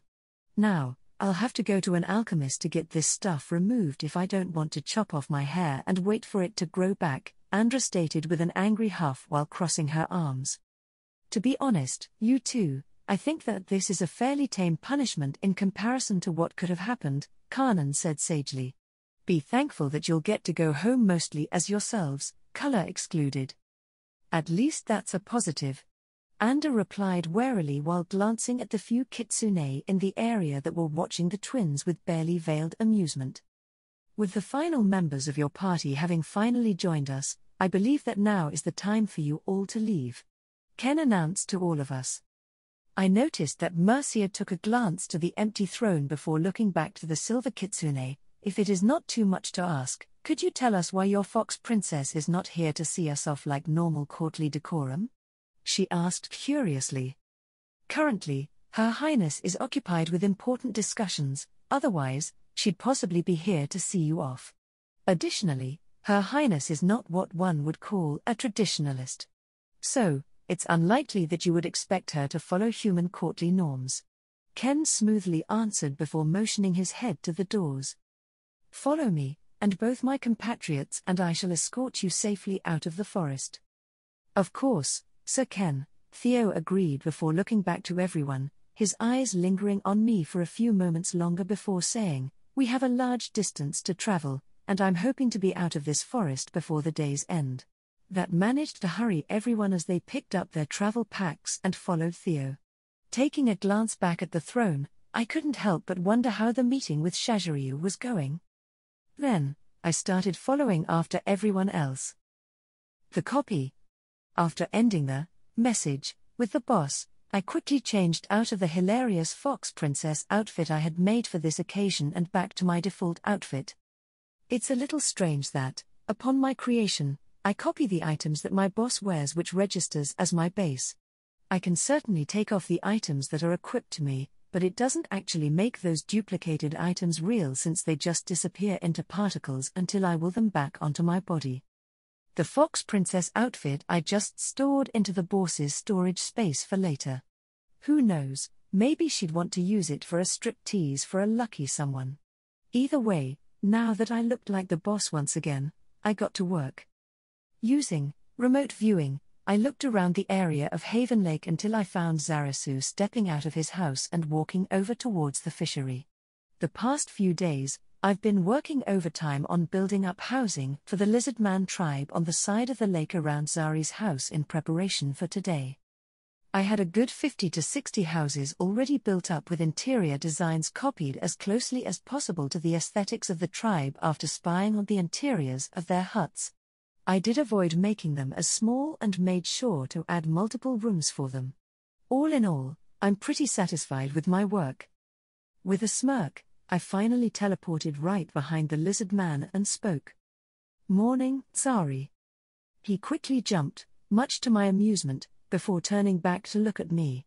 "Kasha, you could try giving a bit more warning before just appearing behind someone like that. I'm fairly certain I'd like to have a family before dying of a heart attack," he said while catching his breath. "And where would be the fun in that? Besides, at this point, you should be used to my little appearing act. I doubt anyone could get used to your eccentricities." Zari answered before motioning me to follow as he continued on his original path. "Is that supposed to be a compliment?" I teased back. "Take it as you will. So, how can I help you today?" I was just about to check in on the fish and give them their feed. He asked inquisitively. I will say, it is always fun conversing with this guy. The first few days, he was slightly wary of what to say around either the boss or I, but he's really lightened up and has gotten better at trading verbally with both of us. Well, aside from checking up on my lizard friend, it has also been 7 days since you got here, and we'll need to head to your brother to hear his answer out. I answered. I see. Just give me a few minutes and I'll be ready to go. He answered. That's fine, take your time. Zari gave a nod in response, and we made it to the fishery in a short amount of time. How has the fishery project been going? I asked with interest. As of now, we currently had the farming operation in full swing, with me aiding crop growth with a little bit of magic, and the fishery as our only current means of food production. I spoke with the boss about it before, and the pair of us decided to delay the other methods of animal husbandry until a bit later when everything else was more self-sufficient. Getting goblins, ogres, and trolls to learn farming was already a task and a half, especially since quite a few of them weren't used to waiting for food, unlike the instant gratification they'd otherwise get from hunting or stealing. I did keep them tided over with magically enlarged slices of meat from our hunters and magically enlarged crops bought from the city. But that was only temporary until they could do this on their own, since neither the boss nor I could always be there to help everyone out. If the pair of us had to leave for a large amount of time right now, they'd be fucked. Putting systems into place now would help to fix that for the future. The fishery is still on track with the eggs having been fertilized. Other than that, it's just a waiting game until the adult fish get big enough and the eggs hatch. Zari answered proudly as the pair of us entered the building together. Zari went to a barrel on the side and started scooping out feed, which he tossed evenly into the water. We'll likely have to build a hatchery so that the older fish don't cannibalize the eggs, I commented. I'll work on it later today depending on how the meeting goes. Would you be able to help by creating a hatchery building for me? Certainly. I'll get it set up when we get back. And you're that confident that the talks will be successful? Zari asked while washing off the rest of the feed on his hands in the water. Why wouldn't I be? Your brother has shown a lot of interest in this idea from all the reports that you have been giving him. Additionally, this deal would technically benefit him and the Green Claw more than it would benefit me. Negotiations are likely a formality at this point. I see your point, he remarked before standing up and turning to me. I'm ready to go when you are. Taking a moment to scry Shazharyu's position, I found him in the meeting lodge with the other elders. Hold on to your tail, I jokingly warned before teleporting the pair of us into said meeting lodge. All the elders jumped in their seats at our unexpected arrival. Shazharyu managed to remain where he was. I couldn't help but find that a bit impressive. Instead, Shazharyu grinned and stood up before walking over to Zarasu. Brother, it's good to finally see you in the flesh again, he said as he put a hand on Zari's shoulder. Zari returned the gesture in kind while smiling. We have been communicating every night through the message scrolls that Kasha gave. It's a little hard for you to end up missing me so much, Zari remarked. Talking through magic is one thing, but it doesn't compare to speaking with you face to face, brother, he answered. Now, come, Zarasu and Kasha, take a seat. The pair of us were then led to a pair of empty futons at the meeting circle which both of us sat down upon. I couldn't help but glance at the female lizard man whose name I remembered to be Corchorus. Even now, she gave me an untrusting glare, completely opposite of the elder who sat next to her, Callio, who was sporting a friendly smile. With all of us finally here, I believe it is time to discuss the offer that Kasha gave us a week ago, Shazharyu announced as he took a seat. To begin with, every day during the past week, my brother, Zarasu, has been giving me reports about the village that Kasha has invited us to. In these reports, he has mentioned that the village currently holds multiple races within, consisting of goblins, hobgoblins, ogres, trolls, elves, and humans. Of course there are humans now. As I've said before, this is likely a plot for humans to enslave not just us, but all these other races, Corchorus declared while pointing her cane at my face in what she probably thought was a threatening manner. Even if unspoken threat didn't bother me, comparing me, along with the boss, to slavers, very much did. Corchorus, there are very few things that can really get under my skin. One subject of which is comparing me to the worthless vermin known as slavers. If you would really like to know, days prior, I assaulted a brothel run by slavers. The workers there were forced for untold years to be debased, degraded, and treated as little more than disposable toys to absolute monsters. I rescued every single person inside as I punished the guilty inside. I burned that place to the ground after I was done. Those elves and humans in Haven Lake now are the people who had nowhere else to go. So, I'm asking you kindly, never refer to me as a slaver again. The room was silent for a while after my declaration, and I noticed that Corchorus seemed a little deflated from this, and any argument she might have had died down. Chief Shazharyu, did you know about this? Callio asked while gazing at me in what seemed to be a new light.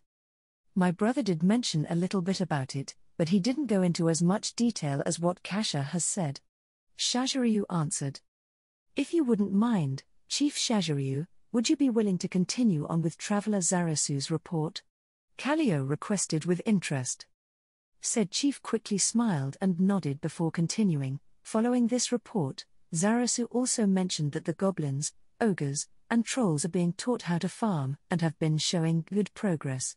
Kasha has also helped enhance his fishery project, a method to grow a sustainable fish population that we can farm for our needs.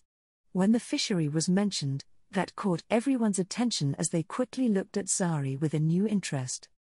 To summarize everything, Traveler Zarasu, what would be your honest opinion on Kasha's invitation to this village of hers? Shazharyu asked as he handed off the floor to Zari. Chief Shazharyu, it is in my humble opinion that we would be fools to reject this offer. There are more than enough houses that have been built recently to house our entire tribe with room to spare. It is well fortified with walls that surround the entire village over 20 feet high. This is in addition to there being enough food in Haven Lake to feed our tribe through the worst of famines. We'd also be under the protection of a literal deity. This type of offer isn't that unheard of considering all the stories and legends of deities protecting entire nations that were under their rule. Zari finished. Before Shazharyu could make his decision, Callio decided to interrupt. Before you make your decision, Chief Shaziryu, there is one thing that I wish to say, if you will allow it. Go ahead, Elder Kallio. Thank you, Kallio said before facing all of us. I have lived a long life through the worst times that our tribe was forced to survive through. The worst of which was the war of resources that led to the extinction of 2 tribes of our kin. Throughout all of these years, there was only one thing that I wished. I wished that our children would no longer need to go through days of starving bellies. Parents would no longer need to worry if they could feed their families. That our tribe would no longer need to survive another harsh winter, and that we could actually thrive. Kallio took a deep breath before looking to his chief. This might be one of the few times where this childish dream of mine could be made into a reality. An unknown future with Kasha is better than a known future where we either starve or go to war and possibly see another tribe be annihilated. Possibly even ours this time. I thank you for your words, Elder Kallio. And I do not take these words lightly. I've spent the past week thinking on the Green Claw's future, and my role as chief. My duty is to protect the tribe and allow it to grow. Both I, and my predecessors, have only been able to follow one of these duties in favor of the other for many years. For once, I'd like to take the chance to follow both of my duties, even if it means giving up my position, Shaziryu said with gravitas as everyone in the room realized what he was saying. Kasha, will you be willing to protect my people? I felt an immense amount of respect at Shaziryu's decision. It took someone both wise and with great strength of character to forfeit their power to someone better.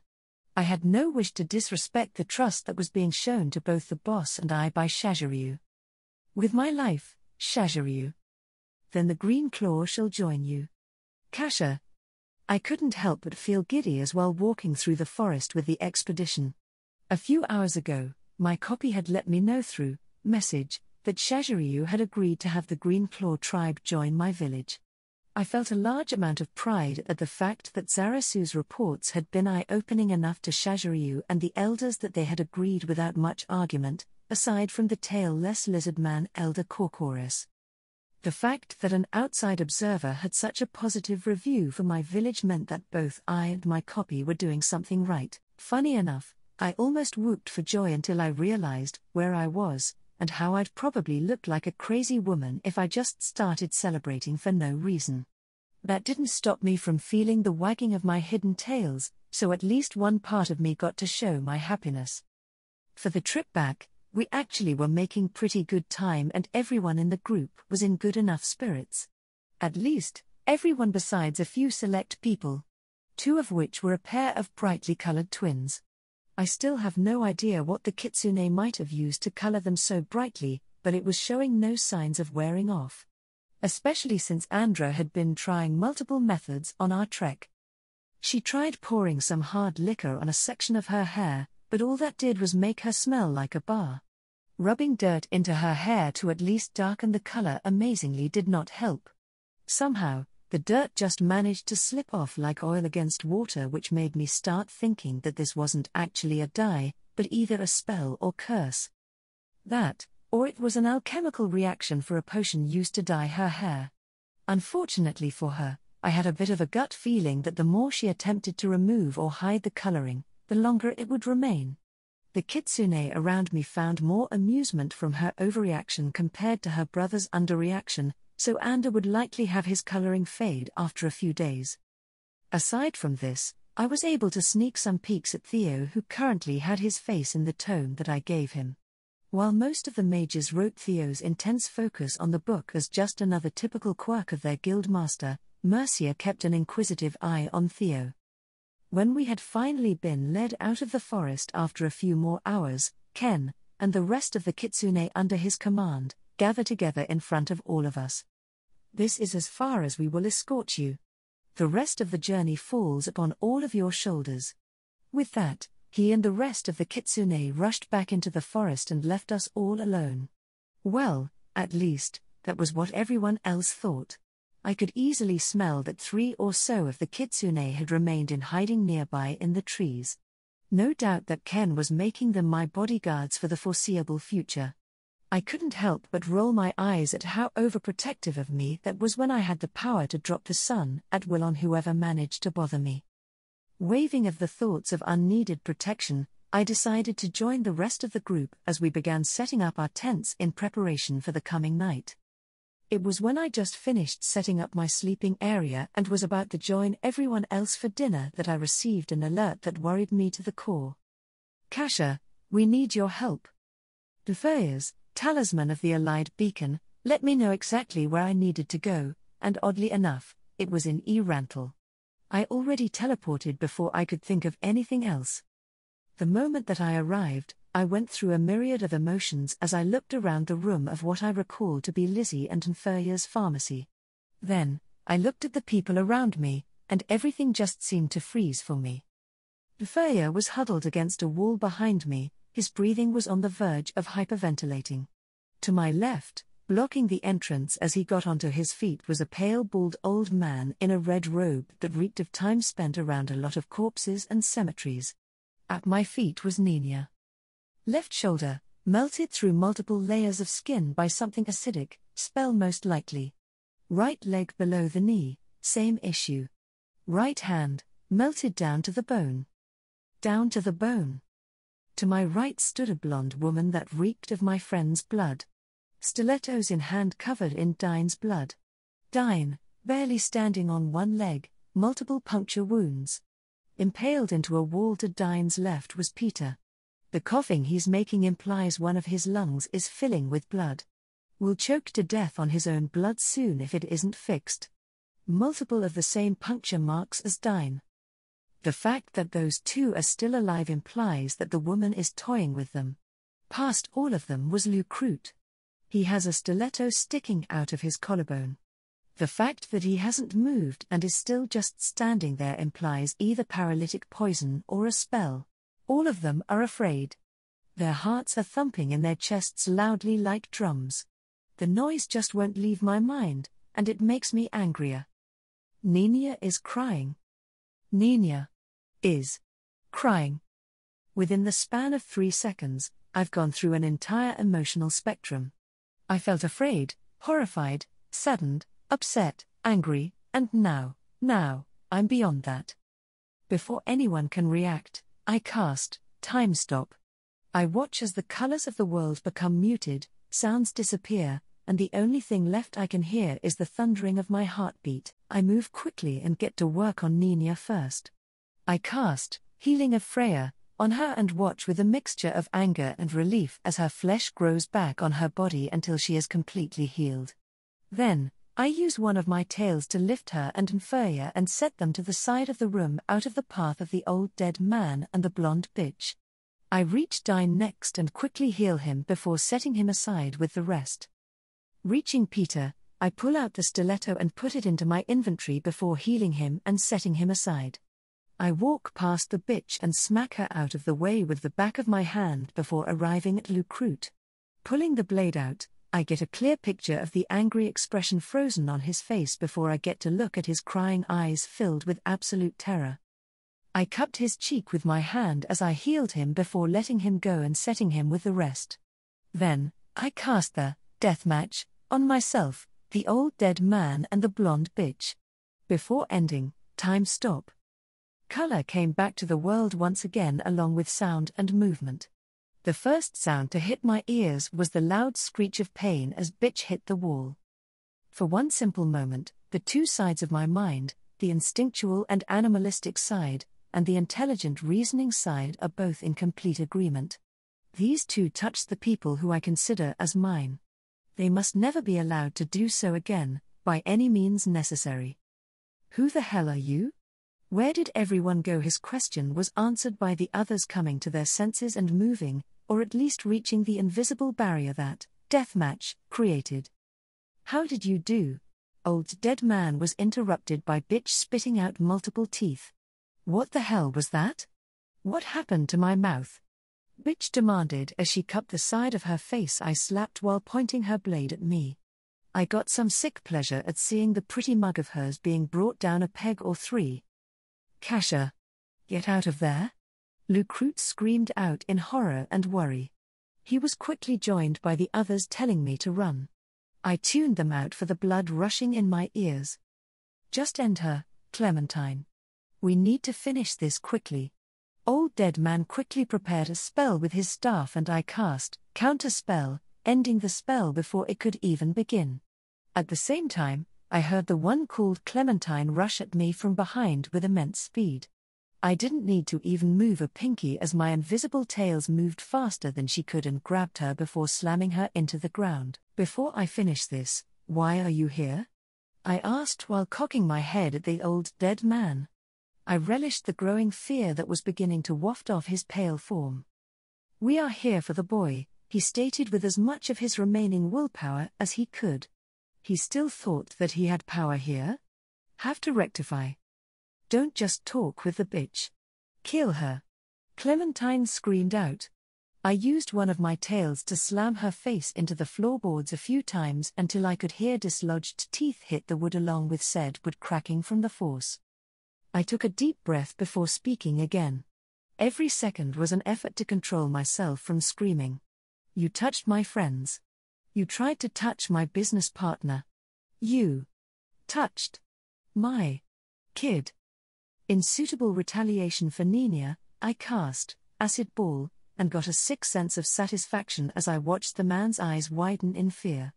Then, he waved his staff and caused a mass of bones to appear in front of him to act as a shield. It barely helped as the spell punched through his shield and he was quickly melted down with a simple gurgled scream of pain until the only thing remaining was his lower torso and legs which flopped unceremoniously to the ground. You bitch.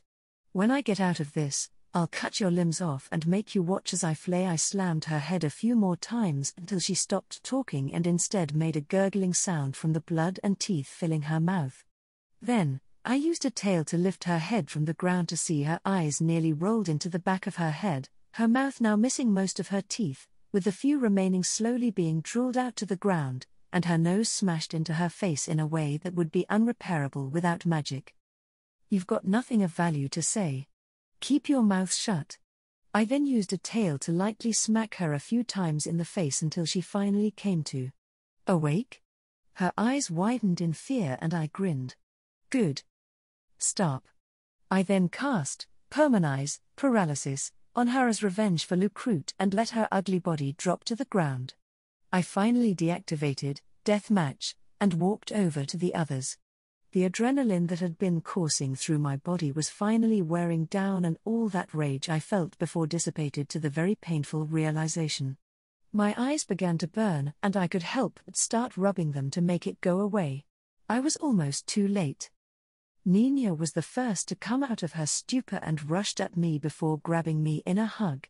The others soon followed and I couldn't help myself from finally crying. I was almost too late, I said while holding onto Nina and the others like a lifeline. It doesn't matter if I could bring them back or not. What matters is that I might have almost failed all of them. What if the two fuckers were using something that might have prevented me from bringing them back? They would have been gone, and I would have had to live with my failure. I had to be better. I need to make them better. But right now, I was just so relieved that they were all still alive.